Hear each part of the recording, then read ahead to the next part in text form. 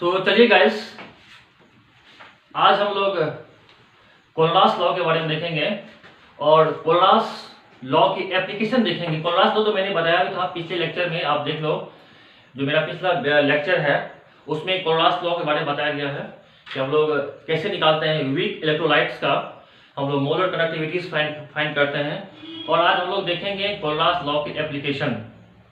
Weak electrolyte के case में generally हम लोग मोलर कंडक्टिविटीज फाइंड करते हैं कोलरास के नियम के द्वारा। ठीक है, तो फटाफट आप हमारे इस चैनल को शेयर करें, सब्सक्राइब करें, ठीक है, और लाइक करना ना भूलें। तो बच्चों हम लोग चलते हैं, आज हम लोग नोट करेंगे और आइएगा हमारे साथ लिखेंगे एप्लीकेशन ऑफ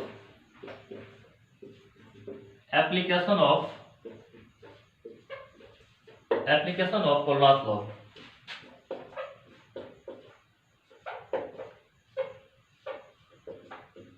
कोलरास लॉ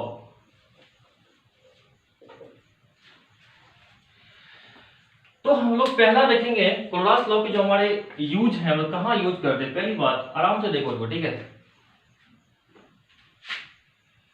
पहला point, calculation of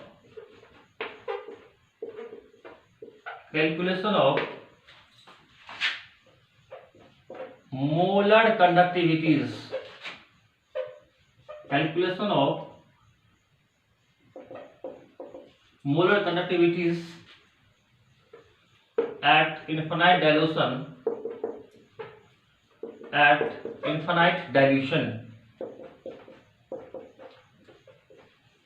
of weak electrolyte,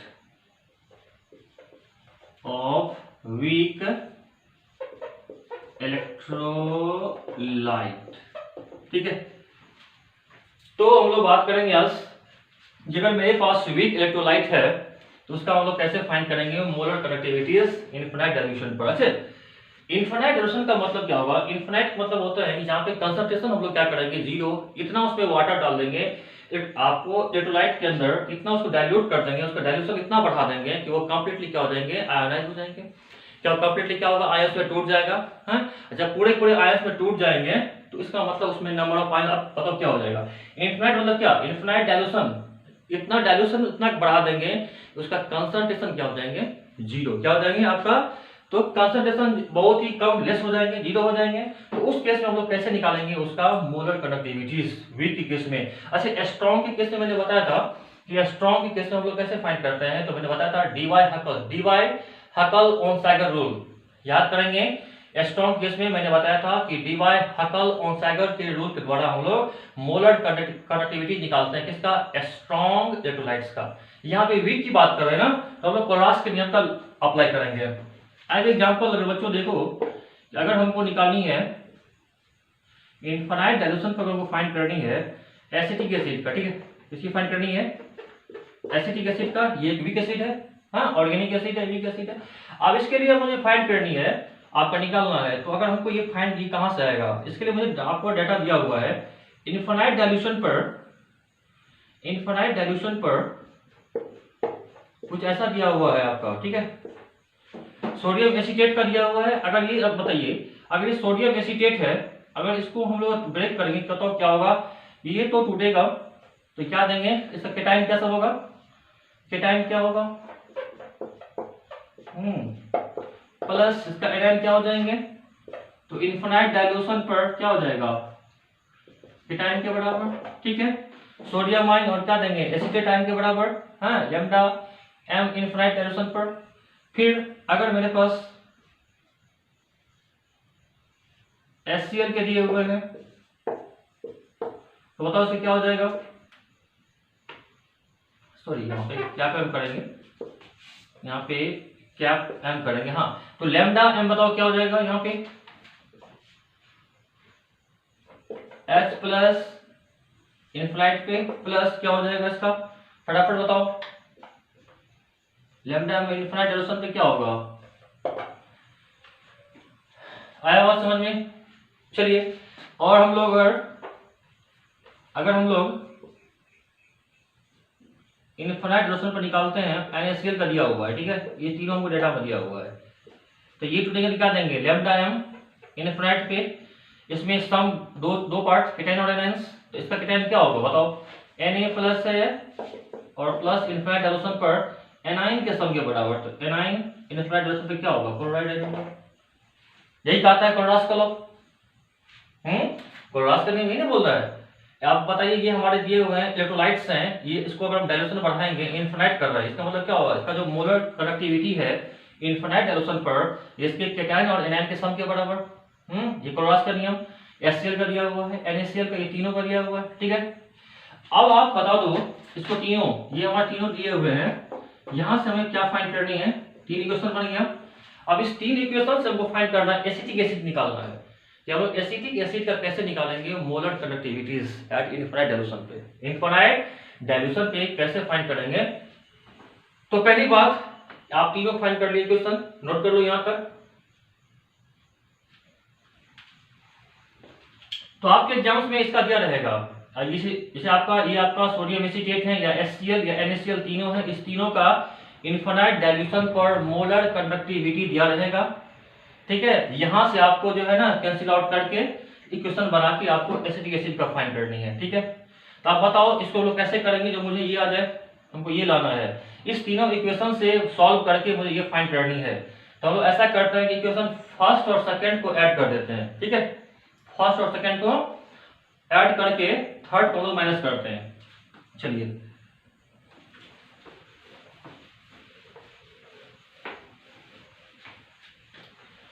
तो देखिए यहां पे ऐसा हो जाएगा कुछ, हाँ इनफिनाइट हो जाएगा CH3 COONA प्लस क्या मैम इनफिनाइट डायल्यूशन पे HCl प्लस क्या मैम NaCl, ठीक है। अब बताओ ये किसके बराबर होगा, यहां पे हम लोग ऐड करना है first second, sorry first second third को मैंने माइनस किया ना, फर्स्ट सेकंड को ऐड किया, पहला को दूसरा वाला को ऐड करके थर्ड वाले को हम क्या करेंगे, इसमें से माइनस करेंगे। तो अब बताओ क्या हो जाएगा, इधर ये हो जाएंगे इक्वल टू में लैम्डा क्या हो जाएगा बताओ, इनफिनाइट डायल्यूशन पे CH3 COO प्लस इनफिनाइट पे क्या होगा Na प्लस फर्स्ट राइट में, ये भी सेकेंड वाला में इसको ऐड करेंगे plus lambda m H plus, फिर प्लस क्या हो जाएगा बताओ, लैम्डा m इनफिनाइट डायल्यूशन पे किसका क्लोराइड आयंस के, ठीक है। अब इसको थर्ड वाले को सबट्रैक्ट करना है, थर्ड वाले को, तो क्या हो जाएंगे लैम्डा m इनफिनाइट डायल्यूशन पे क्या होगा बताओ, केटाइन क्या होगा, और माइनस इनफिनाइट पे क्या होगा Cl माइनस का, ठीक है। तो कुछ ऐसा मेरा आ गया इक्वेशन। अब बताइए यहाँ पे कुछ कैंसिल आउट होने वाला होगा, ऐसे यहाँ से हम कैंसिल आउट करेंगे, हाँ इसके ये कैंसिल आउट हो गया। अब बताओ किसके बराबर हो गया, अब बताओ फटाफट, क्या हम लोग एसिड इसका निकाल लेंगे, एसिटिक एसिड का फाइंड हो जाएगा।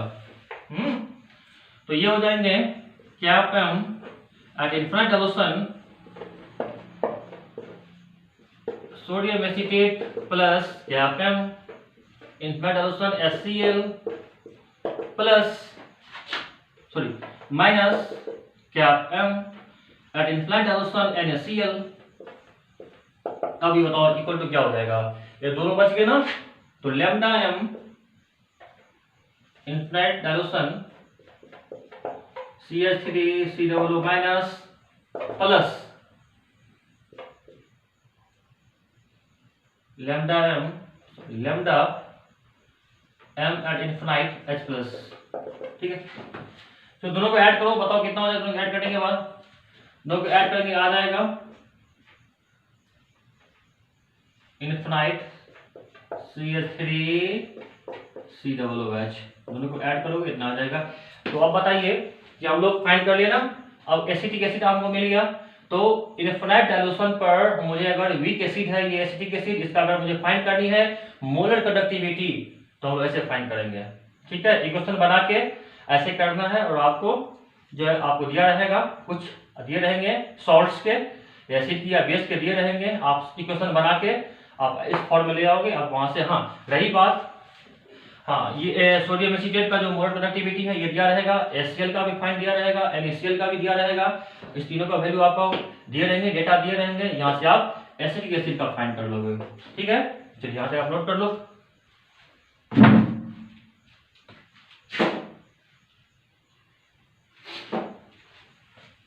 नोट कर दिया।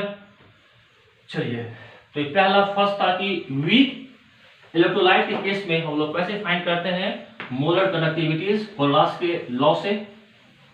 चलिए हम लोग सेकेंड पॉइंट पे आते हैं, लिखेंगे calculation of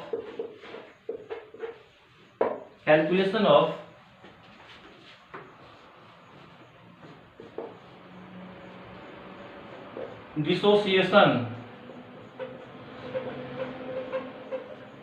constant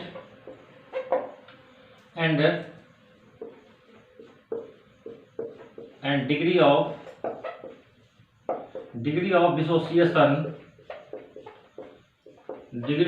dissociation of weak electrolyte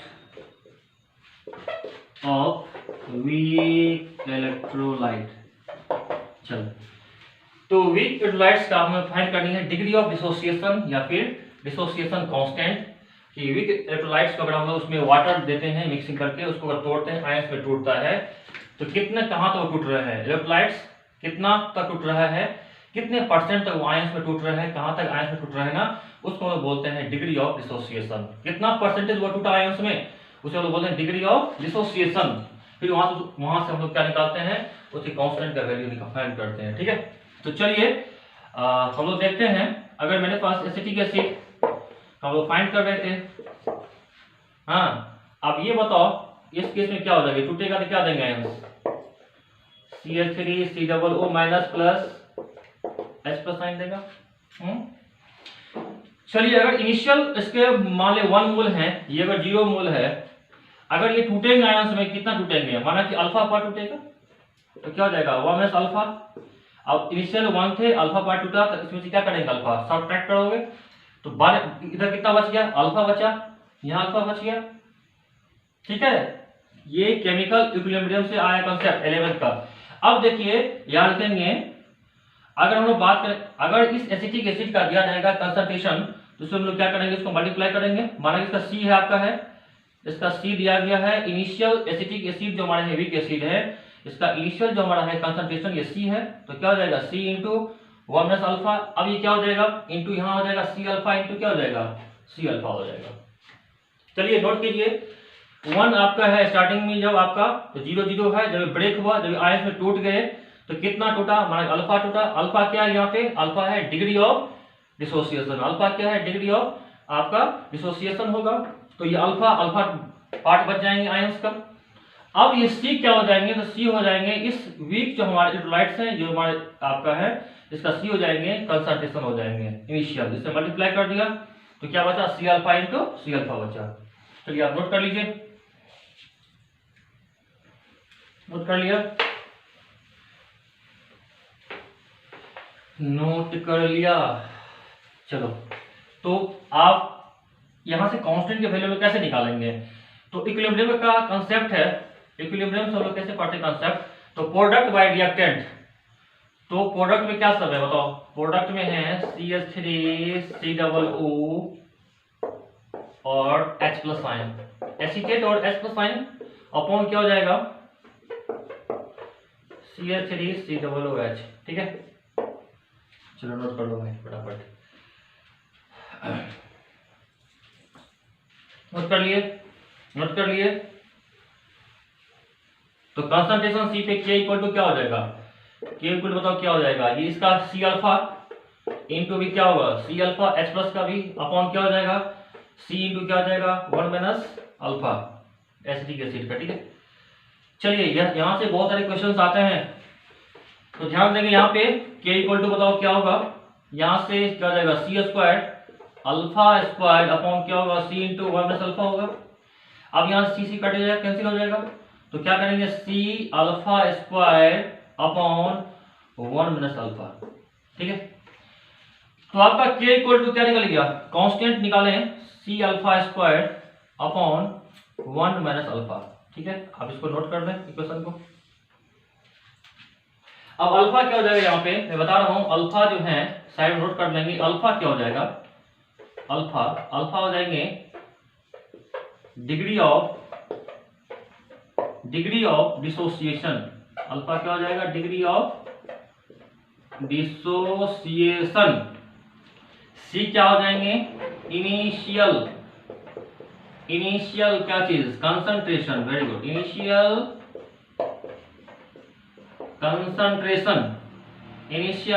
concentration of acetic acid. जो भी आपका वीक एसिड रहेगा उसका सी क्या होगा, इनिशियल कंसंट्रेशन हो जाएंगे। ठीक है, चलिए इसको डाटा नोट करेंगे। और क्या हो गया आपका, कांस्टेंट हो गया। इस कांस्टेंट का वैल्यू निकालनी है, इस इक्वेशन के द्वारा हम फाइंड कर सकते हैं। जो हमारा इक्वेशन है सी अल्फा स्क्वायर अपॉन क्या होगा, 1 माइनस अल्फा। ठीक है, तो आपको अब रही बात यहाँ पे अल्फा का वैल्यू कैसे फाइंड करें। जो अल्फा हमारा डिग्री ऑफ हमारा है ना आपका, इस अल्फा के वैल्यू को फाइंड करना है। तो अल्फा वैल्यू कैसे निकालते हैं, यहां तक आप नोट कर लिया। चलो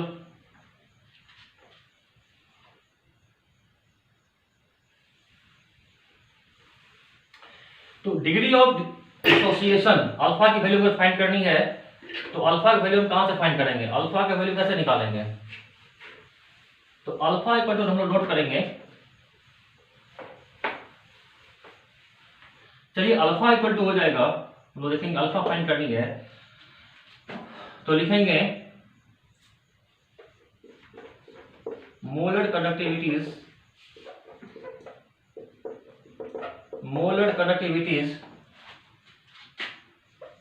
at given concentration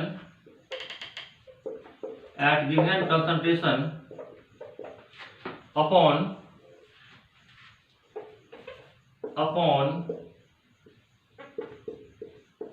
molar conductivities at infinite dilution,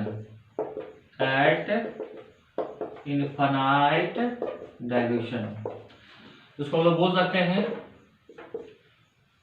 क्या पे, हाँ तो किसी दिए गए गिवन कंसंट्रेशन पे मोलर कंडक्टिविटीज अपॉन क्या हो जाएगा, molar conductivities at infinite dilution पर। ठीक है, तो अगर माना अगर अल्फा फाइंड करनी है तो इसे हम लोग फाइंड कर सकते हैं इक्वेशन के द्वारा कि अगर हमारे सॉल्ट या एसिड या बेस का अगर मोलर कंडक्टिविटीज दिया है, ठीक है ना, तो वहां पर किसी दिए गए कंसंट्रेशन पर मोलर कंडक्टिविटीज दिया रहेगा और इनफिनाइट डाइल्यूशन पर मोलर कंडक्टिविटीज दिए रहेंगे।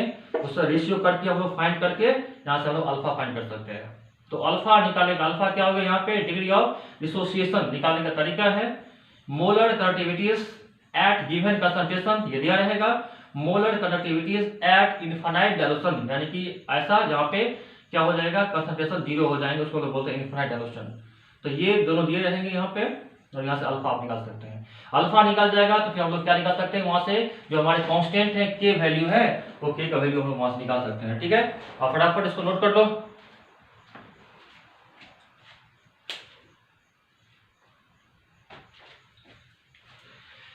चलिए तो आपसे फिर मिलते हैं नेक्स्ट लेक्चर में, मिलते हैं आपसे और बताएंगे आपको हम नेक्स्ट टॉपिक में। वहां पे चलेंगे हम लोग, पढ़ेंगे आपका लॉ ऑफ इलेक्ट्रोलाइसिस। ठीक है, तब तक के लिए बाय बाय। अपने आप को ख्याल रखिए, अपने घरों में रहिए, सेफ रहिए, सुरक्षित रहिए। Thank you.